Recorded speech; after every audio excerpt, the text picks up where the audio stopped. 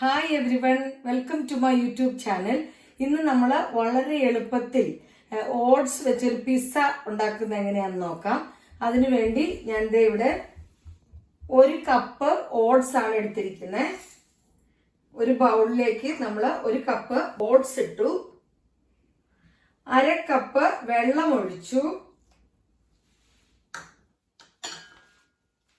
1/2 teaspoon വെളുത്തുള്ളി paste ആണ് ചേർത്തത്, ഒരു 2 മുട്ട പൊട്ടിച്ചൊഴിച്ചു, ഒരു 2 ടേബിൾ സ്പൂൺ സവോള ചെറുതായി കട്ട് ചെയ്ത് അതിൻ്റെ അകത്തേക്ക് ഇട്ട് കൊടുത്തു. ഒരു 2 ടേബിൾ സ്പൂൺ ഉണ്ട് കേട്ടോ.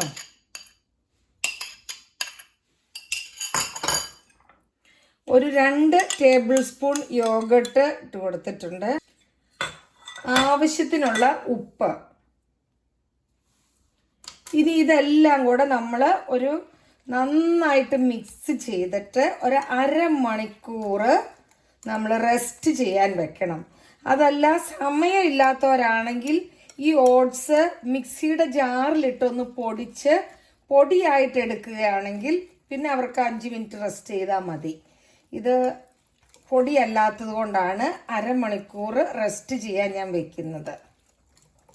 ഇനി ഇതേ നമ്മുടെ എല്ലാം ഇപ്പം നന്നായിട്ട് മിക്സ് ആയിട്ടുണ്ട്. ഇനി നമുക്ക് റെസ്റ്റ് ചെയ്യാൻ വെക്കാം. ഇപ്പം ഇതേ നമ്മൾ ഇതെല്ലാം കൂടെ സോക്ക് ചെയ്ത് അടച്ചു വെച്ചിട്ട് 1/2 മണിക്കൂറായി. ഇനി നമുക്ക് അതിലേക്ക് ഒരു 1/2 കപ്പ് ചീസ് ഇട്ട് കൊടുക്കാം. അതുപോലെ 1 ടീസ്പൂൺ നമുക്ക് ചില്ലി ഫ്ലേക്സ് ഇട്ട് കൊടുക്കണം. നമുക്കിതൊന്ന് മിക്സ് ചെയ്യാം. ഇനി ഇത് നമ്മൾ പിസ്സ ഉണ്ടാക്കാൻ തുടങ്ങുവാണ്. അതിനായിട്ടൊരു ഫ്രൈ പാൻ അടുപ്പത്തേക്ക് വെച്ചു, തീ ഓൺ ചെയ്തു. ചട്ടി ചൂടായി കഴിയുമ്പോൾ നമ്മൾ അല്പം ബട്ടർ പുരട്ടി കൊടുക്കുകയാണ്.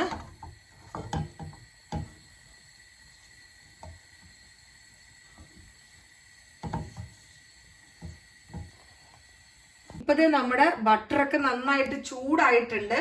അപ്പൊ ചൂടായ ബട്ടറിലേക്ക് നമ്മൾ ഒരു അല്പം സവാള വലുതായി കട്ട് ചെയ്ത് ഇങ്ങനെ ഇട്ട് കൊടുക്കുവാണ്.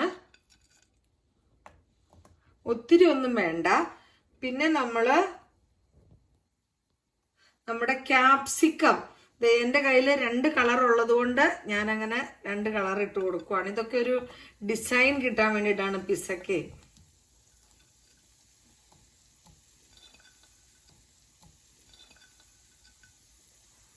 ഇങ്ങനെ ഇട്ട് കൊടുത്തു. ഇപ്പൊ നമ്മുടെ ആ സവാളയും ക്യാപ്സിക്കം ഒക്കെ ഒന്ന് ജസ്റ്റ് ഒന്ന് വാടി വന്നിട്ടുണ്ട്.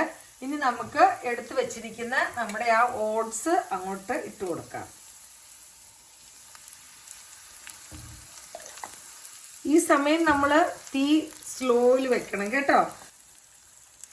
തീ കൂട്ടി വെച്ച് കഴിഞ്ഞാൽ അകം വേവത്തുമില്ല, അടി പെട്ടെന്ന് വെന്തും പോകും. അതുകൊണ്ട് തീ നന്നായിട്ട് കുറച്ച് വെച്ചിട്ട് വേണം നമ്മൾ ഇതെല്ലാം അങ്ങ് ഇട്ട് കൊടുക്കാൻ. ഇങ്ങനെ സ്പ്രെഡ് ചെയ്ത്